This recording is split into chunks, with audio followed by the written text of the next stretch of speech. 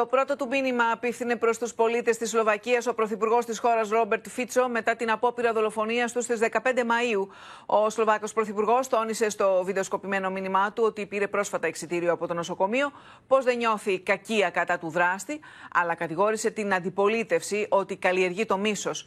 Σημείωσε επίσης ότι θα είναι θαύμα αν καταφέρει να επιστρέψει στα καθήκοντά του σε λίγες εβδομάδες, καθώς ακόμη αντιμετωπίζει σοβαρά προβλήματα υγείας. Πάμε να δούμε τη δήλωση. Je na čase, aby som urobil prvý krok, a tým je odpustenie. Necítim žiadnu nenávisť voči neznámemu človeku, ktorý ma dostrieľal. Nebudem voči nemu vyvíjať žiadne aktívne právne kroky, ani žiadať náhradu škody. Odpúšťam mu a nech si to, čo učinil a prečo tak učinil, vysporiada on sám vo svojej hlave. Nakoniec je evidentné, že bol len poslom zla a politické nenávisti, ktorú politicky neúspešná a sfrustrovaná opozícia rozvinula na Slovensku do nezvládnutelných rozmerov.